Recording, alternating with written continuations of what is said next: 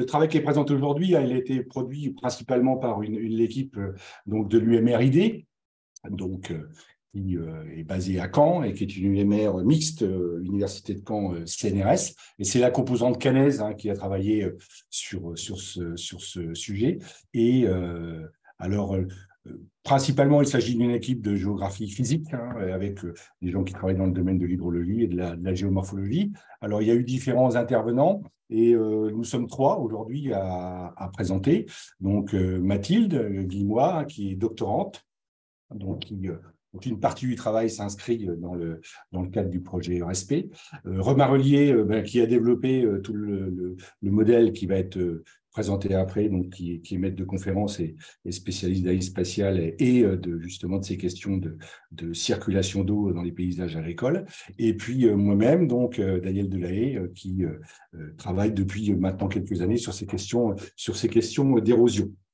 Alors, peut-être avant d'attaquer la partie logicielle, la partie modèle, peut-être revenir rapidement sur pourquoi on en est arrivé là et comment on est arrivé à cette formulation du logiciel qui va être présenté, parce que c'est quand même important de voir quels sont les choix qui ont été faits et les justifier.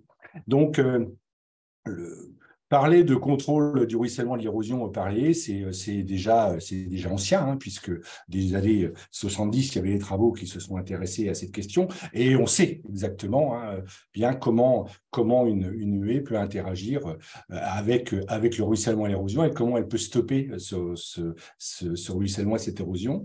Par contre, ce qui a été moins étudié, c'est une fois que cette eau a évité ce réseau de haies, comment elle circule, comment elle va, à travers les réseaux, pouvoir continuer à se déplacer dans le bassin versant et jusqu'à rejoindre un cours d'eau, par exemple. Donc, c'est la circulation de ces processus de ruissellement à travers les bassins versants. Et donc, c'est ce qui était un petit peu moins connu ou difficile à appréhender, c'était la complexité de ces relations qui faisait qu'on avait des espaces qui pouvaient être connectés à des cours d'eau sur des très grandes distances, et cette eau circulant par des fossés, par des routes, par des chemins creux et autres qui permettaient d'arriver jusqu'au cours d'eau. Et donc, c'est vraiment cette question-là qui nous taraudait et qu'on a cherché à travailler depuis quelques années maintenant, et essayer de mesurer ces interactions, notamment parcelles réseau à l'échelle d'un bassin. Alors, pour ce faire, on a commencé à travailler d'abord sur de l'expérimentation terrain. Et d'ailleurs, c'est absolument fondamental, puisque c'est ce qui va donner le jeu donné de validation du modèle qui va être présenté après. Notamment des travaux qui ont été menés sur un bassin versant, celui de la Seule, donc dans le Calvados, à l'ouest de Caen, qui est un bassin qui fait 400 km² et qui présente la caractéristique d'être vraiment à la jonction des deux domaines géologiques. Donc, dans sa partie nord, il est sur le bassin sédimentaire, et dans sa partie sud, il est sur le massif ancien. Donc, et avec une vraie différence d'occupation du sol, de mise en valeur, et surtout une grande diversité paysagère, puisque tout le sud est largement bocagé et tout le nord est largement ouvert. C'est un paysage d'open field assez classique de la plaine de Caen et du bassin sédimentaire. Et sur ce bassin, on a mis en place des équipements qui permettaient de suivre les transferts hydrosédimentaires et de faire des bilans d'érosion, nous permettant de voir, entre autres, quel pouvait être le rôle du bocage par rapport à celui de champs très ouverts et de cultures industrielles plutôt classiques.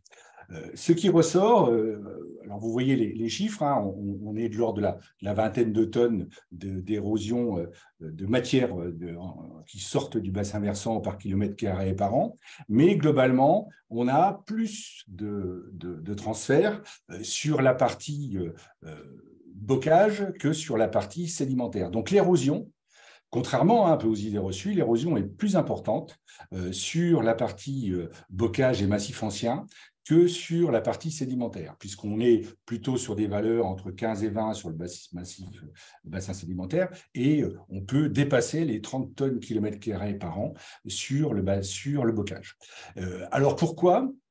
Eh bien, tout simplement parce que il y a un paramètre clé dans le bocage et dans le massif ancien, c'est la densité de drainage. C'est le nombre de petits cours d'eau qui sont susceptibles de prendre en charge les matériaux érodés, comme le montre la photo qui est en bas à gauche ici. Donc, un nombre très important de petits cours d'eau qui vont faire servir de relais pour acheminer les éléments vers les plus grands cours d'eau. Donc, il y a, pour chaque parcelle, je dirais, il y a une proximité du réseau de drainage et une proximité des ruisseaux. Donc, il est extrêmement important de rompre ces connexions entre les surfaces, donc les parcelles, et justement ces petits cours d'eau qui sont susceptibles de prendre en charge les matériaux érodés. Alors, l'autre grande information de tous ces suivis, c'est le rôle extrêmement important dans ces systèmes érosifs de toutes les têtes de vallons, toutes les têtes de bassins versants, donc on pourrait dire tous les ordres 1 dans les réseaux hydrographiques, où c'est dans ces endroits que se situe, je dirais, le siège de l'érosion dans ces domaines de bocage, tout simplement parce qu'on va avoir des zones qui sont à la fois des zones humides, mais aussi des zones qui sont piétinées par le bétail. Donc, on est dans des lieux, on n'est pas tout à fait dans le réseau hydrographique, on n'est plus tout à fait dans simplement des prairies humides. Donc, il y a une sorte de mélange, de confusion à cet endroit-là. Et c'est là où se passe principalement l'activité érosive. Donc, il est extrêmement important de pouvoir contrôler ces zones amondes des bassins versants en cloisonnant ces zones amondes, donc rôle encore l'ADI. Et puis, ce que montrait cette étude aussi, c'est que voilà, les sédiments, l'eau et les sédiments, ils sont capables de parcourir de très, très longues distances entre l'amont des bassins et le résitoire. Donc, je dirais, le pister la circulation en tout point de l'espace, toutes les interactions spatiales, est absolument fondamental. Donc, en principe, si un réseau de haies est très hermétique, cette eau elle ne sort pas des parcelles. Dans les faits, ce n'est pas le cas, évidemment, puisque en Normandie, comme ailleurs, le bocage a été largement dégradé. Juste quelques chiffres ici qui vous montrent pour les trois anciens départements, enfin les trois départements de l'ex-Basse-Normandie, donc la Manche, le Calvados et l'Orne, c'est entre 40 et 50% du linéaire de haies qui a été perdu, qui a été arraché entre 1970 et 2015, donc en 45 ans. Si on prend l'exemple ici des points bleus, c'est-à-dire la Manche, qui a longtemps été le département le plus bocagé de France, eh bien, aujourd'hui, on passe sous la barre des 100 mètres linéaires par hectare, donc qui est une des valeurs assez communément reprise qui indique vraiment une baisse de fonctionnalité du bocage, au-delà des simples fonctionnalités hydrologiques. Donc, c'est un recul massif de ces linéaires boisés. Donc, tout l'intérêt, je dirais aussi, de s'intéresser, de porter un diagnostic sur leur efficacité hydrologique, y compris à travers le temps. Et puis, également, l'autre enseignement de tous ces travaux, c'est que cette évolution, elle est très rapide, puisque ici, j'ai repris des travaux de Thibaut Preux en 2019 qui montraient que sur le bocage, en moins de 10 ans, en 2003-2011, on avait une redistribution foncière extrêmement importante. Tout ce qui est en couleur, c'est-à-dire du orange et du rouge, c'est toutes les parcelles qui ont été regroupées au cours de cette petite période 2003-2011. Donc, on voit qu'il n'y a que 50% de structures qui sont restées stables, de parcelles qui n'ont pas bougé, et toutes les autres ont été regroupées, soit par le regroupement de 2 parcelles, mais jusqu'à des regroupements, vous voyez, pour presque 20% des cas, les regroupements de 4 parcelles. Donc, on voit un agrandissement du maillage parcellaire qui s'accompagne évidemment d'un arrachage de haies. Je dirais même qu'il y a une coévolution du couple taille de parcelle, densité de haies, et évidemment ça va avoir une incidence extrêmement importante sur les interactions qu'il va pouvoir y avoir sur les versants, les interactions hydrologiques. Donc, à partir de tous ces constats, il nous a semblé vraiment fondamental, et c'est, je dirais, là où a débuté le programme RESPECT, absolument fondamental de disposer d'un outil qui permettait de porter un diagnostic sur l'état des connectivités sur un bassin versant en fonction du maillage bocager, avec une lecture très fine du jeu entre les réseaux, à savoir les parcelles, les linéaires et puis les cours d'eau. Donc, au total, je dirais, ou en résumé, on peut dire que c'est un travail qui essaie d'estimer une forme de rugosité de l'espace, rugosité aux écoulements, qui va être dépendante de cette organisation des objets du paysage et dont font partie les. Et pour aborder cette question-là, eh bien, on fait le choix d'utiliser à la fois des outils classiques du géographe, hein, à savoir le SIG, et puis également d'utiliser des outils qui sont des outils plus issus de la complexité ou des systèmes complexes, à savoir les systèmes multi-agents, qui sont extrêmement performants justement pour caractériser ces échanges spatiaux. Donc, je passe la parole maintenant à Romain. Merci Daniel, alors j'espère que vous m'entendez convenablement. Et que donc j'ai fait le switch de PowerPoint, on est désormais donc sur mon écran. Donc effectivement, c'est suite à tout cela que a émergé l'idée de développer ce modèle, modèle LASCAR pour Landscape Structure and Runoff, qui avait pour objectif, comme vient de le rappeler Daniel, d'évaluer l'influence de la structure paysagère. Alors pour cela, on se base sur un jeu de données en entrée, le plus simple possible, qui est constitué d'un modèle numérique de terrain pour les altitudes qui vont permettre de définir des chemins d'écoulement de l'eau en suivant les plus grandes pentes. Une représentation de l'espace permise par l'utilisation de fichiers d'occupation du sol. On va intégrer donc la nature de l'occupation du sol, les différents linéaires qui composent le territoire qui sera étudié, et puis deux autres fichiers que j'évoquerai dans un instant. Alors, cet espace, il est discrétisé en mailles carrées de 10 mètres. C'est une résolution qui est un bon compromis entre la représentation de l'objet, de l'entité paysagère au format numérique, et puis sa réalité d'emprise réelle sur le terrain. Je pourrais y revenir éventuellement lors des échanges tout à l'heure. Et donc, sur ce paysage représenté par ce maillage carré, eh bien, vont circuler des écoulements. Et le choix qui a été fait ici, c'est de discrétiser des écoulements qu'on appelle des agents gouttes. Hein, je vais y revenir dans un instant. Et ces agents gouttes, ils vont se déplacer et interagir avec cet environnement de simulation qui est donc le territoire simulé. Alors, cela nous permet de disposer, comme l'évoquait précédemment Daniel, d'un outil d'analyse spatiale extrêmement fin, de reconstruire la dynamique spatiale des écoulements et de tirer de ce voyage de nos agents gouttes dans le territoire un certain nombre d'indices, des indices synthétiques qui sont tout à fait pertinents pour délivrer un certain nombre d'informations et de livrer des diagnostics à l'échelle du territoire investigué. Et ça, c'est ce que je présenterai tout à l'heure. Alors, ce modèle LASCAR, il s'appuie donc sur la théorie des systèmes multi-agents, c'est des outils dérivés de l'intelligence artificielle. Alors là, l'objectif, comme je le disais, c'est de discrétiser les écoulements en paquets d'eau.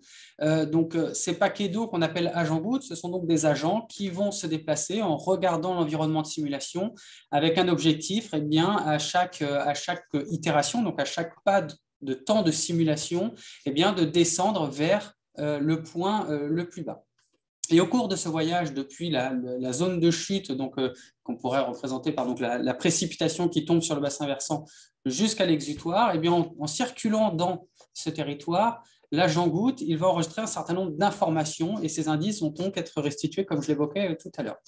L'autre capacité de ces agents, c'est d'interagir entre eux. Donc, s'il y a un obstacle, typiquement une haie qui les empêche d'avancer et d'aller plus bas, eh bien, ces agents peuvent interagir entre eux, partager le volume d'eau dont ils disposent pour essayer de s'affranchir de cet obstacle et passer par-dessus. L'avantage de ce maillage carré et de ces agents qui circulent dessus, c'est qu'on est donc à même d'avoir de l'information en tout point de l'espace, de mesurer les effets d'échelle, j'y reviendrai tout à l'heure, et donc d'évaluer la sensibilité des espaces. Alors, cette plateforme, ce modèle NetLogo, il a été développé sur la plateforme. Ce modèle LASCAR a été développé sur la plateforme NetLogo. Alors, cette plateforme NetLogo, c'est un logiciel gratuit, libre de droit, que vous pouvez télécharger facilement sur vos ordinateurs. Et donc, c'est une plateforme de simulation multi-agent. Alors, j'ai fait le pari de vous faire une simulation en direct. Donc, j'espère que le réseau et la bande passante vont être suffisamment importants pour vous montrer tout cela. Donc, on lance l'exécutif, hein, vous avez dû voir, c'est un simple fichier exécutif.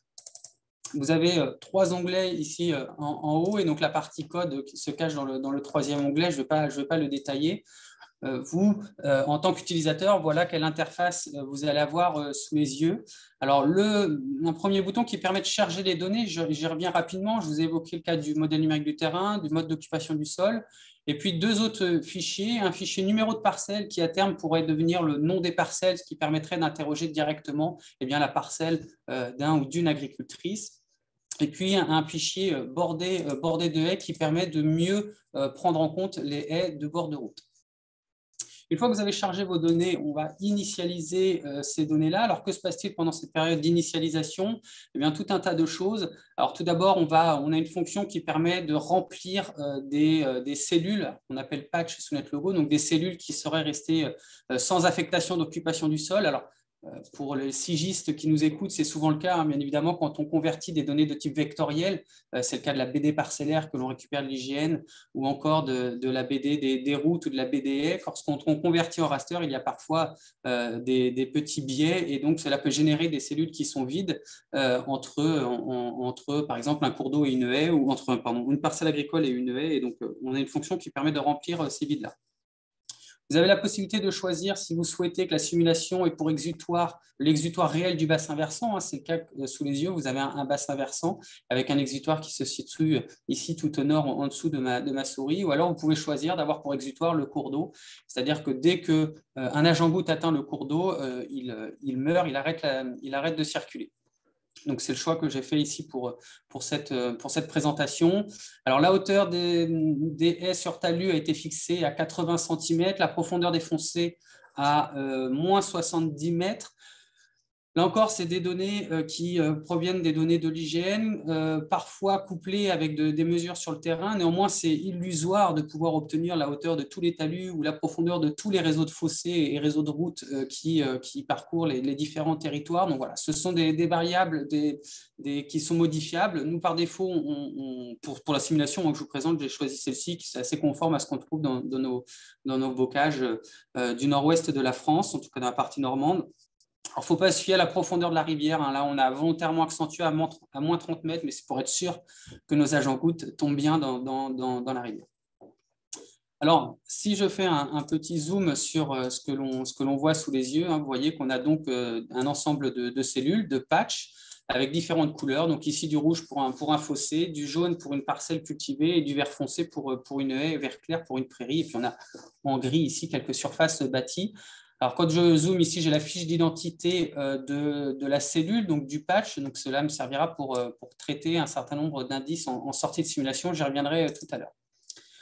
Ensuite, on va générer une averse. Vous voyez que l'écran devient tout bleu. En fait, c'est que vous avez un certain nombre d'agents-gouttes qui viennent d'arriver. Alors, peu importe s'ils ne sont pas très représentatifs d'une goutte de pluie. Hein. L'idée pour moi, c'est d'avoir ce format de flèche pour voir dans quel sens s'orientent les écoulements.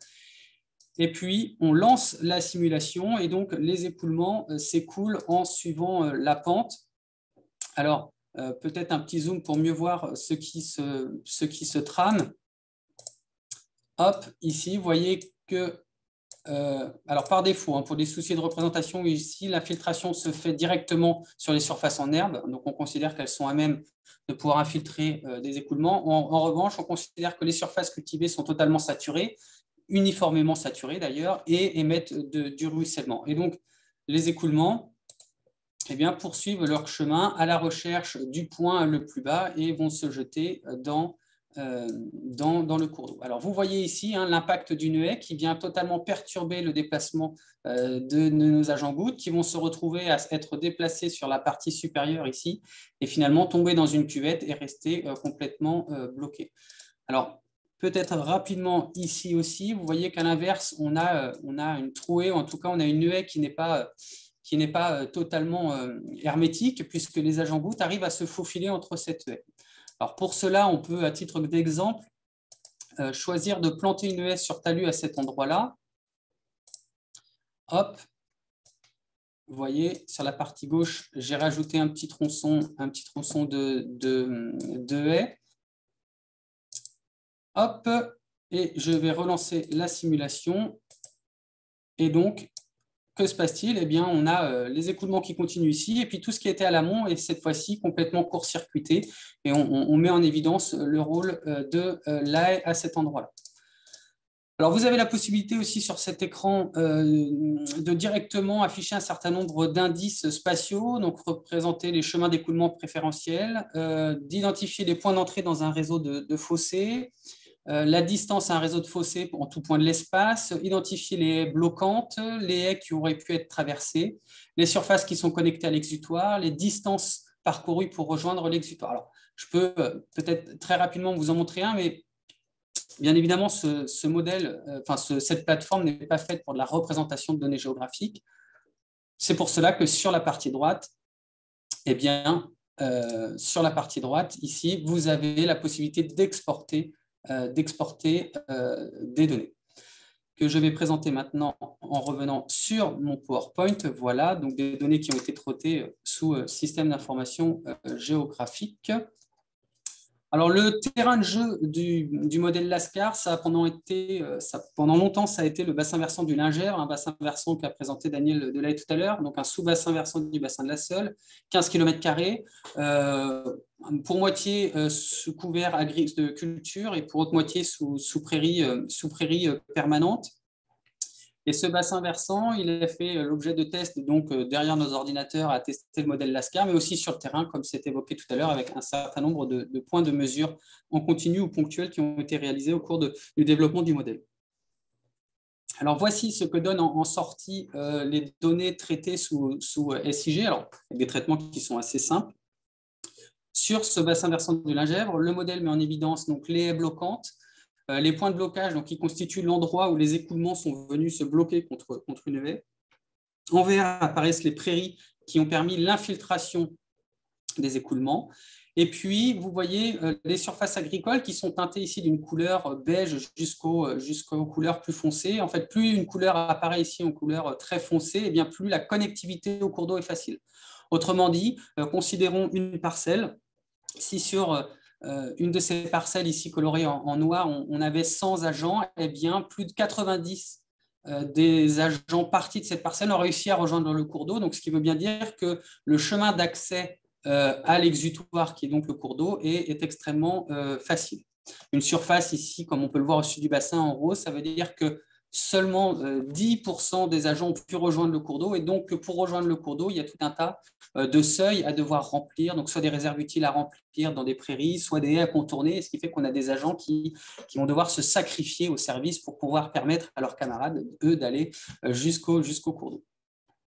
Alors, autre terrain de jeu, cette fois-ci de l'ordre du projet Respect, et je sais qu'il y a quelques anciens de la communauté de Val d'Alière ou actuels qui nous écoutent, donc le bassin versant du Tortillon, on n'est pas loin de Vire, dans le sud-ouest du département du Calvados, sur un bassin versant qui est un peu plus cultivé que le précédent, hein, presque 60% de surface cultivée, 26% de prairies et 77 km de haies.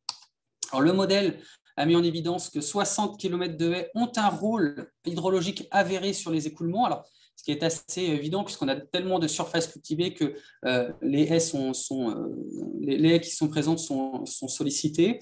Alors, ce qu'on appelle trivialement des haies bloquantes, ça peut être aussi des haies de réorientation qui ont simplement détourné les écoulements, et ça, on peut les afficher également et les ressortir du modèle.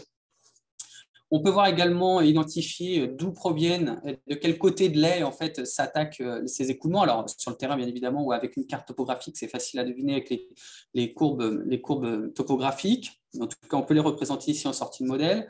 On peut identifier les points d'entrée dans les réseaux de fossés.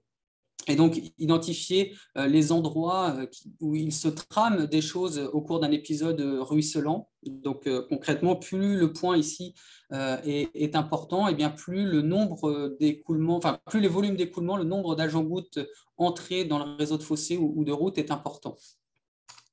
Et puis, la connectivité hydrologique des parcelles, donc, comme je viens de le présenter sur le bassin versant du Lingèvre. Et donc, l'objectif de ces sorties de modèles, c'est bien d'aider à la prise de décision auprès des gestionnaires sur les territoires investis. Alors, le modèle en sortie, il permet aussi d'évaluer le rôle de la structuration des réseaux dans l'espace. Avec ici, on retourne sur le bassin versant du Lingèvre. Vous voyez sur la partie gauche un calcul de densité de réseau en kilomètres par hectare. Eh bien, que montre le modèle sur l'évolution des distances à l'exutoire? Donc, pour faire cette cartographie, on a simulé des écoulements sans aucun sans aucune contrainte à l'écoulement, et puis ensuite en intégrant des réseaux de haies et de routes, on s'aperçoit que ce n'est pas tant la densité de réseau hydrographique par unité de surface, de réseau de linéaire par unité de surface qui compte, mais c'est bien l'organisation et la structuration de ces réseaux dans l'espace qui va conditionner ou non les conséquences sur le comportement hydrologique des écoulements de surface, puisqu'on peut voir à densité égale, on a des réponses hydrologiques qui sont différentes, avec certains réseaux qui vont court-circuiter les écoulements et favoriser un écoulement plus facile vers le cours d'eau. Et à l'inverse, avec cette même densité, mais une autre configuration spatiale, eh bien, on a une distance au cours d'eau qui est rallongée, donc des probabilités de piégeage intermédiaire de sédiments qui sont augmentées. Alors, Romain Quignot, lors de son stage au syndicat des eaux du Baléon, avait travaillé aussi à comparer cette carte de connectivité avec la carte du grain bocager qui est établie et qui est utilisée notamment par les collègues de l'INRA en Bretagne. On s'aperçoit que la relation est intéressante entre connectivité et grain bocager, mais que là encore, le poids de la structuration et de l'organisation des réseaux est extrêmement important lorsqu'on travaille sur la relation entre un objet linéaire tel qu'une haie et un processus physique, en l'occurrence l'écoulement de l'eau. Le modèle permet également de s'intéresser à la mise en connectivité des écoulements à l'échelle d'une surface ou d'un bassin versant. Donc, lorsqu'on n'a pas du tout de contraintes, là, on peut s'amuser, c'est ça qui est bien avec la simulation. Donc là, on considère que notre paysage, il n'y a plus de haies, il n'y a plus de surface agricole, c'est une grande dalle toute bétonnée. Mais bien évidemment, hormis les quelques petits points liés à des effets de bordure de la modélisation, mais la connectivité est maximale.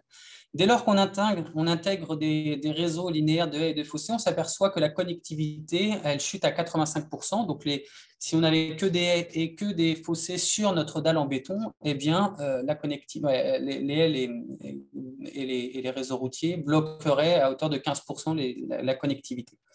Et puis, quand on vient sur des scénarios plus réalistes, l'intégration des superficies de l'occupation du sol, quand on considère que seules les surfaces cultivées ou le réseau routier peut émettre du ruissellement, on a une connectivité qui chute à 45%. Et en intégrant un seuil de perméabilité sur lequel on est encore en train de travailler, je pourrais revenir aussi dessus lors des questions et des échanges, on a un seuil de connectivité qui tombe à 30%. Et quand on compare à ce qu'on avait évalué sur le terrain, on était à 27%. Alors, ce modèle nous permet également de réaliser des études diachroniques sur la relation écoulement au paysage, un travail qui avait été réalisé sur le bassin versant du Lingèvre. On avait reconstitué les paysages en 1988, 1967, 1947, et puis on a simulé. Alors très rapidement, peut-être présenter l'évolution de l'occupation du sol. Sur le bassin versant du Lingèvre, aujourd'hui, on est à part égale entre culture et prairies. Ce n'était pas du tout le cas en 1947. On avait une large prédominance des prairies, avec 60% d'occupation du sol qui était vouée aux prairies. Ça s'est maintenu jusqu'en 88 avant de chuter en 2014. Et puis, on voit que de 47 à 88, la part des surfaces cultivées a augmenté. Réseau de haies, on était à 165 km de haies en 1944, on était à 105 en 2014, et je serais curieux de refaire des simulations en 2022, puisque pour y être passé récemment, il y a encore eu des arasements, il y a encore eu des agrandissements de parcelles.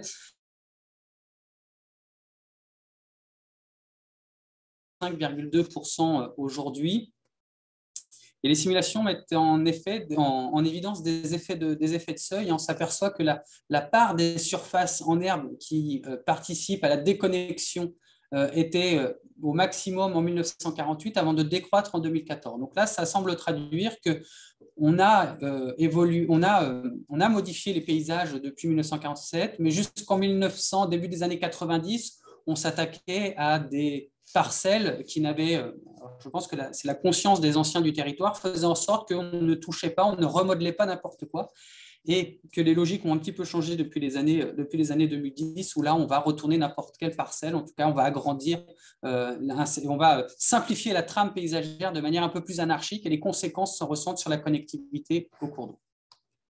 Alors, l'un des intérêts aussi de ce modèle, c'est qu'il offre des chouettes supports de communication. Et là, je remercie deux stagiaires, donc Laurine Ansart et Mathilde Guillemois, qui, respectivement sur le bassin versant de la Jousselinière dans le Maine-et-Loire ou dans le bassin versant, dans un bassin versant breton dont le nom m'échappe, vous m'en excuserez, ont réussi à faire de chouettes sorties sous forme de flyers qui ont été, je crois, en tout cas pour la partie Joux-Solinière, présentés lors de réunions publiques et notamment et lors de rencontres auprès des agriculteurs. Je laisse la parole à Mathilde Guillemois, qui va nous expliquer qu'on se sert toujours de ce modèle dans des travaux de recherche. Bonjour à tous, c'est bon, je pense que vous m'entendez bien. Donc oui, comme dit Romain, moi, je m'appelle Mathilde Guillemois, je suis doctorante en 2e année de thèse au laboratoire ID à l'Université de Caen. Et donc ma thèse, elle se fait sous la direction de Daniel Delahaye et le co-encadrement donc, de Romain Rollier. Et moi, mes travaux, ils portent sur l'évolution des paysages bocagers et l'incidence des mutations paysagères sur la dynamique des connectivités hydrauliques depuis 2 siècles. Donc en fait, de ce fait, je reconstruis les paysages au cours du temps, donc depuis 1830. Et ensuite, j'utilise le modèle Lascar afin de modéliser finalement les flux hydriques. Et donc, de ce fait, je peux comprendre l'évolution du paysage, comment il a évolué depuis 1830. On va pouvoir voir la vague herbagère arriver et les récentes évolutions depuis les années 70. Et finalement, après, avec la modélisation, le but, c'est de comprendre quels sont l'impact de l'ensemble de ces mutations paysagères sur la dynamique des flux, des connectivités. Et ensuite, l'étape finale, ça va être de faire ressortir les combinaisons spatiales paysagères vertueuses pour penser au paysage bocager de demain, donc dans la volonté d'avoir une gestion intégrée des bassins versants et adapter l'agriculture de demain. Donc voilà.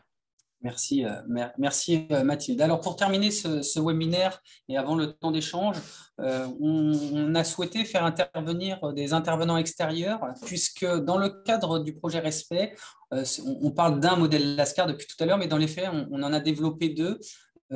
Un modèle, une version simplifiée du modèle Lascar qui est à destination des élèves de l'enseignement agricole, et puis le modèle Lascar tel que je vous l'ai présenté aujourd'hui comme outil d'aide à la décision.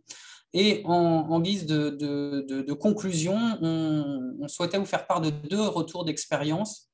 Tout d'abord, le Lascar dans sa version simplifiée qui a été utilisé dans un lycée agricole normand au début d'année, et puis le modèle Lascar dans sa version recherche, en tout cas la plus aboutie, qui a été utilisé dans le cadre d'un stage de Master 2 à la communauté de Morlaix, et ils interviendront dans un second temps. On va d'abord revenir sur cette expérimentation dans un lycée agricole, puisque je crois savoir que parmi les auditeurs aujourd'hui, un certain nombre sont enseignants au lycée agricole. Alors, je ne sais pas si Sylvie a pu nous rejoindre. Je sais que Sylvie avait cours en plein pendant le webinaire. Donc, tu peux intervenir, Sylvie, quand tu le souhaites, si tu m'entends. Alors, bonjour, oui, je suis là. Parfait. Et en cours aussi, j'ai mes élèves en face de moi qui sont en autonomie, qui sont hyper sages. Donc bon, voilà, super. on va faire 2 choses en même temps. Parfait, on va essayer d'aller vite. Alors, Sylvie, je suis venue au lycée agricole de Saint-Lothaire le 31 mars 2022 en matinée. L'objectif, c'était de tester le modèle Lascar auprès d'étudiants, d'élèves en tout cas pour l'instant, qui seront amenés à travailler, on l'espère, sur ces problématiques. On ne l'espère pas si ces problématiques sont réglées d'ici là, même si j'y crois pas, dans leur carrière professionnelle. Alors c'était une classe de première, ils étaient 24 élèves. Première STAV, pour sciences et technologies de l'agronomie et du vivant. Alors, la matinée a été séquencée de la manière suivante. On a commencé par 20-25 minutes de débriefing avec la classe. Donc, c'est moi qui suis intervenu devant la classe pour présenter les différents travaux de recherche que je réalisais et puis de présenter le modèle Lascar. Et puis ensuite, on a réparti les classes on a séparé la classe en 2, dans 2 salles informatiques. Il y avait un enseignant par salle, et puis moi j'étais là et je voguais de salle en salle. 2 exercices ont été proposés aux étudiants. Un premier autour de la découverte des systèmes multi-agents. Donc, qu'est-ce qu'un système multi-agent? À quoi ça sert? Leur faire appuyer sur quelques boutons, leur faire coder quelques phrases aussi, quelques morceaux de code.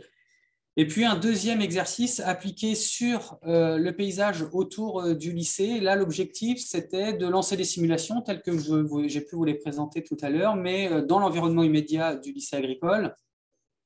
Et puis on terminait par une partie scénario avec 3 scénarios que je vous représente ici. Le premier scénario, je leur demandais d'intensifier encore les cultures parce qu'il n'y en avait pas assez autour de leur lycée. Alors, vous devez voir sur les fonds d'écran des étudiants qu'il y a quand même déjà un certain nombre de cultures en place autour de ce lycée dans le bocage normand. Deuxième scénario, je leur demandais à l'inverse d'enlever le plus en tout cas un certain nombre de cultures et pour mettre de la prairie. Et puis dans un troisième scénario, je leur demandais de mettre plus de diversité entre les champs. Et donc pour cela, ils avaient une enveloppe de 30 000 € pour planter des haies sur talus, comme j'ai pu vous le faire tout à l'heure dans la présentation, ou de creuser des mares. Et je leur demandais de placer judicieusement ces haies et ces mares pour essayer de limiter la connectivité. Et donc, à chaque scénario, en fait, les étudiants choisissaient la parcelle qu'ils voulaient convertir en prairie, en culture, là où ils voulaient mettre des haies. Et puis, ils testaient la relation sur la connectivité. On ne travaillait que sur cet indice-là par mesure de simplicité. Donc, voilà pour ces petits scénarios. Alors, un petit retour d'expérience, et là, Sylvie complétera. Moi, j'ai eu un bon retour des élèves. En tout cas, ils semblaient avoir apprécié cette matinée. Moi, je les ai trouvés plutôt réactifs. La découverte de l'univers des systèmes multi-agents et puis surtout l'écriture de quelques lignes de code a plu à un certain nombre d'entre eux.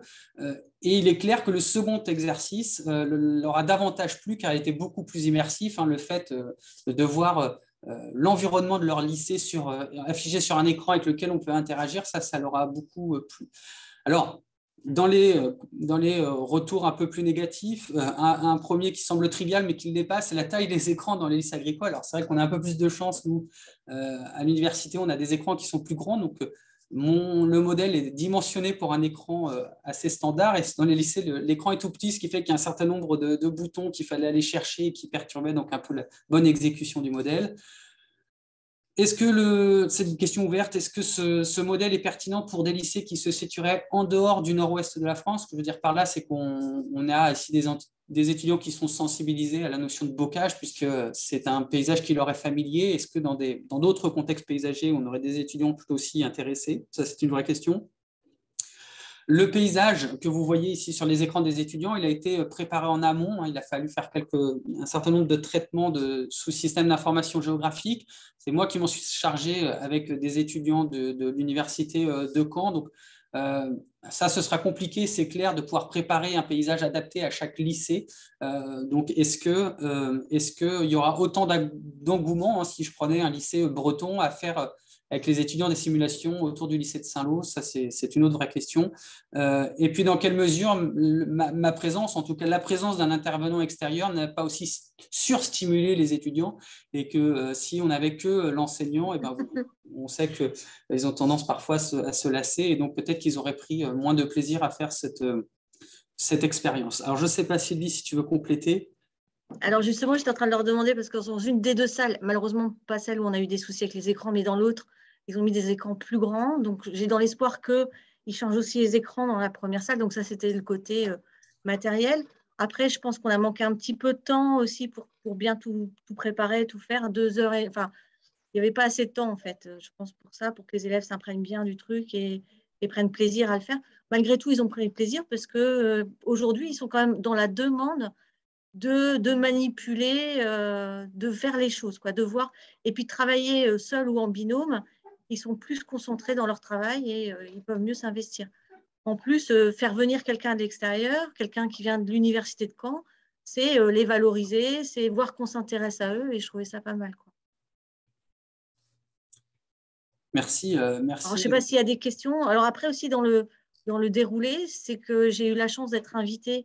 Alors, c'était Claire Durox, je crois, qui m'avait invitée à Coutances. C'est là où tu avais présenté ton outil, que j'avais trouvé ça intéressant. Et c'est vrai que le fait aussi de travailler tous les deux, j'ai trouvé ça super intéressant. Au-delà de l'aspect pédagogique avec les élèves, d'être en échange, ça permet d'être toujours un peu à l'écoute de ce qui se fait actuellement et de ce qui se dit,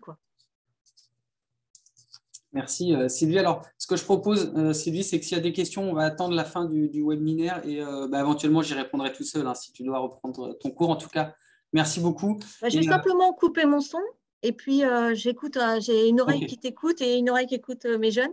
Et donc, dès qu'il va y avoir besoin, je vais remettre le son et la caméra. D'accord. Alors, ça, pour conclure sur ce premier retour d'expérience, c'est un des livrables du projet Respect, c'est donc le livret ce kit-là. Donc, le modèle dans sa version simplifiée, le tutoriel d'utilisation du modèle et puis les fiches d'exercice que l'on a pu construire. Et donc, d'ici premier semestre 2023, comme le disait Baptiste Sanson tout à l'heure, les lycées, les collègues de l'enseignement agricole qui sont intéressés pourront bien évidemment pouvoir utiliser ce kit et puis échanger avec moi parce que je suis curieux d'avoir les retours. Deuxième retour d'expérience qu'on voulait vous proposer, et je vais arrêter de parler, promis, je laisse la parole à Solène Lecronier et Clément Lesseau de Morlaix Communauté qui, comme je disais, ont utilisé le modèle Lascar dans le cadre du stage de Master 2 de Solène. Et je suis très content de savoir que Solène a d'ailleurs continue toujours de travailler à Morlaix Communauté dans le cadre d'un contrat de travail. Je vous laisse tout de suite la parole.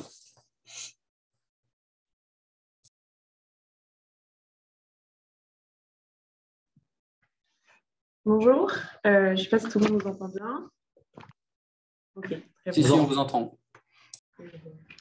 Donc, on voulait, dans le cadre de ce webinaire, vous faire part d'un retour d'expérience de l'application du modèle Lascar sur le secteur de Morlaix, donc dans le Finistère. Donc, ça s'est lancé du coup, dans le cadre d'un stage, un partenariat avec l'Université de Caen. Et plus précisément dans la recherche de solutions d'hydraulique douce pour contrer la problématique des inondations à Morlaix. On va faire passer les diapos. Ah, voilà. Donc Morlaix, en fait, est une ville qui est positionnée à l'exutoire d'un bassin versant de 200 km² avec deux rivières qui se rencontrent, qui sont le Quai-Fleutte et le Jarlot. La ville est située en fond de Ria, et sous influence aussi de la mer, avec du coup dans le centre-ville un port dont le niveau est réglé en fait par une écluse. Donc on a un bassin à flot. Le système hydraulique du centre-ville de Morlaix est particulier puisqu'on a des galeries en fait qui permettent aux rivières de s'écouler. Les rivières ont complètement disparu de la surface. Mais quand ces galeries sont pleines, elles débordent et créent les inondations que vous voyez là en photo. Celle-ci date du 3 juin 2018. On était non pas sur l'inondation hivernale, mais sur un orage estival. Il y a dans le cadre du programme d'action de prévention des inondations un projet d'aménagement du centre-ville de Morlaix, donc un projet de génie civil lourd. Mais pour autant, on a souhaité, dans le cadre du PAPI, développer aussi ce que nous, on qualifie de solution hydraulique douce, qui vise notamment à identifier les écoulements préférentiels dans les bassins versants, notamment parce que le chevelu hydrique des bassins versants est assez dense, les vallées sont assez encaissées. Donc, tout ce qui est mesures visant à favoriser les zones d'expansion de crue dans l'imageur des cours d'eau est assez difficile à mettre en place. Donc, notre stratégie localement, c'est plutôt de se dire comment peut-on freiner les transferts pour retarder l'arrivée de l'eau dans les cours d'eau, considérant qu'à partir du moment où l'eau arrive au cours d'eau, de toute façon, elle file à Morlaix en quelques heures. Les temps de transfert sont de l'ordre de 3 à 5 heures sur le bassin versant. Donc, en faisant un peu de biblio, on a identifié l'outil Lascar comme potentiellement intéressant au vu du travail qu'on voulait mener. Et du coup, le partenariat avec Romain Rollier s'est fait et Solène a pu démarrer son stage chez nous au printemps dernier. Je vais laisser Solène développer la partie plus technique de présentation de l'application de l'outil sur le territoire et vous présenter du coup les résultats auxquels ça a pu mener. Donc en fait, quand je suis arrivée pour mon stage de fin d'études, j'étais en master de géographie à l'Université de Caen. Donc il y avait déjà 2 bassins versants d'études qui avaient été identifiés par Morlaix Communauté. Donc vous avez le bassin versant qui porte le numéro 8 en rouge et le 13-14 en violet, tous les deux environ 15-16 km². Et ils avaient été identifiés en fonction de plusieurs critères. Il faut savoir qu'à Morlaix, il y a 2 rivières qui se rejoignent, c'est le Jarlot et le Quai-Fleutte. Et c'est préférentiellement le Quai-Fleutte qui déborde dans le centre-ville. Donc on a jugé plus pertinent de travailler sur le bassin versant de cette rivière-là. Ensuite, il y a eu d'autres critères qui ont été choisis, le positionnement plus en amont, l'occupation du sol, etc. Donc moi, j'ai mené pendant mon stage ce travail sur donc, ces 2 sous-bassins versants. Et actuellement, du coup, en tant que technicienne PAPI, je mène le même travail sur un autre bassin versant, donc le 9, qui est en orange sur la carte, qui fait à peu près 40 km². Donc, pour les 2 bassins versants, lors de mon stage, c'est un petit peu flou, je crois, j'ai sorti 3 cartes. Donc, ces 3 cartes, en fait, elles m'ont permis de représenter les écoulements sur les bassins versants. La première carte que vous voyez, c'est en fait une carte donc, simplement qui représente donc, une photo satellite du bassin versant. Et par-dessus, en orange clair, c'est toutes les surfaces qui sont connectées au cours d'eau, c'est-à-dire toutes les surfaces où on a un agent-goutte qui est tombé sur une surface et qui a pu rejoindre le cours d'eau par divers chemins d'écoulement. Donc, ce qui ressort notamment sur cette étude, c'est les surfaces bâties et les parcelles cultivées qui sont les plus connectées, logiquement. Ensuite, j'ai sorti une deuxième carte. Donc, c'est dommage que ce soit un peu flou, mais en fait, ça représente les haies bloquantes et les haies non bloquantes. Les haies bloquantes sont des haies qui ont donc à un moment ou un autre intercepté des agents-gouttes dans le modèle. Donc, en fait, sur le terrain, c'est des haies qui stoppent le ruissellement ou qui du moins le dévient ou un impact en tout cas sur ce ruissellement. Et puis du coup, on a aussi des haies donc, qui n'ont pas de rôle hydrologique en tout cas sur le bassin versant.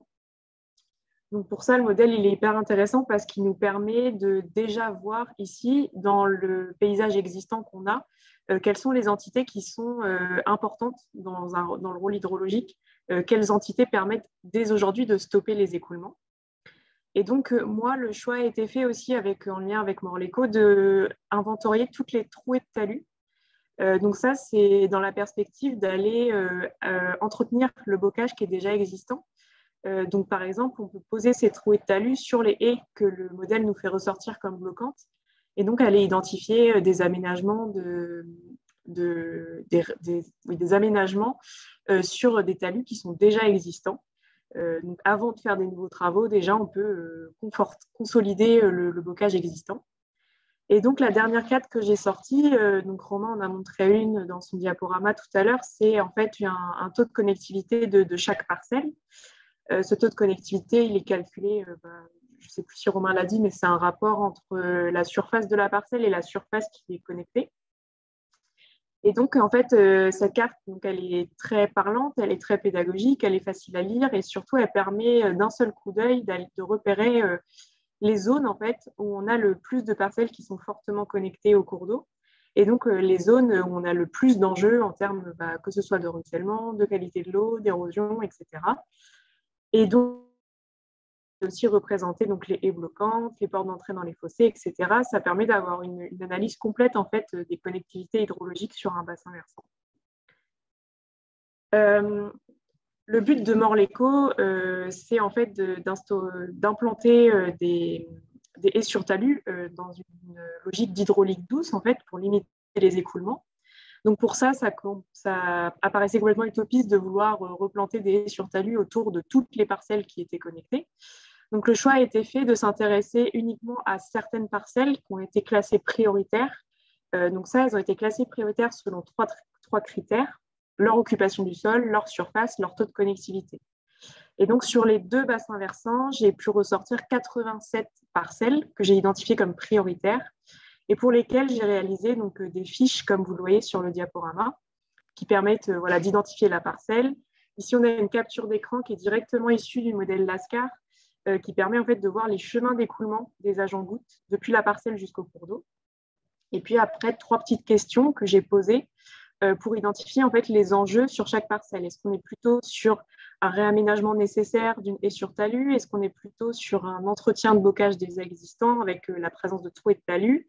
Et aussi, on a la question des entrées de champs qui n'est pas négligeable dans l'étude des connectivités. Donc, à savoir que les trouées de talus ne sont pas directement intégrées dans le modèle Lascar. C'est en fait sur SIG, on prend les haies bloquantes et par-dessus, nous, on va mettre les trouées de talus. Et ça va nous permettre de définir donc, quelles haies sont les plus impactées. En bilan de l'utilisation du modèle, donc ça c'est en lien avec moi ce que j'ai pu en ressortir en mettant en place le modèle et puis ce que Clément a pu me faire partager. Les avantages vraiment c'est la connaissance en fait globale de la circulation de l'eau. C'est-à-dire que quand on arrive, on sait par exemple telle parcelle, on sait qu'elle a tendance à beaucoup ruisseler, etc. On voit qu'il y a toujours de l'eau sur la route au niveau de cette parcelle-là, etc. Mais là, on a vraiment une connaissance globale de l'ensemble de la circulation de l'eau, en fait. Donc, comme je le disais, ça permet d'identifier des entités qui sont déjà existantes et qui jouent un rôle.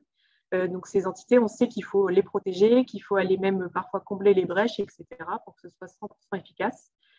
Ensuite, on a aussi la possibilité d'identifier des zones d'action prioritaires. Ça permet de vraiment se focaliser sur certaines zones et de ne pas commencer à les planter des haies sur talus sur absolument toutes les parcelles d'un bassin versant, ce qui est aujourd'hui en plus très compliqué. Ça permet d'identifier les entités qui sont manquantes, c'est-à-dire, par exemple, comme Romain l'a montré sur le modèle, aller rajouter des haies sur talus pour montrer l'impact qu'aurait une haie sur telle parcelle pour limiter les écoulements. Et puis surtout, c'est un argument qui est scientifique. On a tous des parcelles qui font 15 hectares. On sait très bien qu'elles se connectent au cours d'eau, on sait très bien qu'elles ruissellent, mais on n'a pas d'argument en fait, scientifique. Là, ça nous en donne un, et auprès des différents acteurs, que ce soit les agriculteurs ou encore les élus. Les limites, aujourd'hui, c'est qu'on n'a pas vraiment pris en compte de la nature des sols. Si on est sur un sol plutôt limoneux, plutôt, etc., on avait évoqué avec Romain la question aussi de la réserve utile, donc un peu en lien avec la nature des sols. Et puis moi, en tant que technicienne, c'est surtout quand même le temps de la mise en place et notamment en fait de l'inventaire de terrain, parce qu'il y a tout un tas de données qui sont nécessaires et qui aujourd'hui ne sont pas dans les bases de données. C'est notamment le cas des réseaux de fossés ou des entrées de champs, par exemple.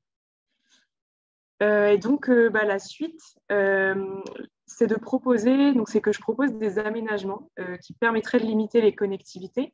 En Bretagne, on a un programme de replantation notamment de haies sur talus, de haies et de haies sur talus, c'est Bresse-Bocage. Mais aujourd'hui, les questions qui se posent, c'est que les parcelles identifiées, les agriculteurs identifiés ne sont pas des agriculteurs qui feront volontairement la démarche d'aller replanter des haies sur talus. Ce n'est pas des questions sur lesquelles ils sont très sensibles. Donc, c'est comment on s'organise. Est-ce qu'on base toujours ça sur le volontariat ou est-ce qu'on essaye de mettre en place d'autres programmes un peu plus costauds, on va dire, pour aller modifier le paysage. Donc, c'est ce qui est dit dans le deuxième point. Donc, en fait, ce serait de mettre en place un programme d'action, une politique, peu importe, quelque chose pour mobiliser ces agriculteurs sur le sujet, donc à Morlaix en tout cas, de la prévention des inondations. Et puis, le dernier objectif, ce serait d'étendre la mise en place du modèle Lascar à l'ensemble en fait, du bassin versant de la rivière de Morlaix, donc du bassin versant Papy, en fait. Ces deux bassins versants qui sont à l'origine des inondations à Morlaix. Voilà. Merci. Merci à tous les deux. Hop, j'ai encore une diapo et j'arrête, promis. Alors, parmi les livrables du projet Respect dans le cadre de cette action 2.2 évoquée tout à l'heure en introduction, donc il y aura bien évidemment des informations dans le rapport du projet. Il est prévu une livraison du modèle Lascar dans sa version développée accompagnée d'un tutoriel d'utilisation. La même chose dans sa version simplifiée, des fiches descriptives sur les différents bassins versants qui ont été étudiés, donc le bassin versant de la Jousselinière, et je remercie les membres du syndicat Èvre-Thau Saint-Denis, des terrains aussi dans des bassins versants bretons dont les noms m'échappent. Je m'en excuse encore une fois auprès de nos amis bretons. Des articles scientifiques, bien évidemment, et puis le replay du présent webinaire sera disponible sur le site de la fac agroforesterie. Nous vous remercions pour votre participation. Vous avez ici nos adresses mail qui s'affichent, et puis je crois qu'il y a quelques questions. En tout cas, merci à vous.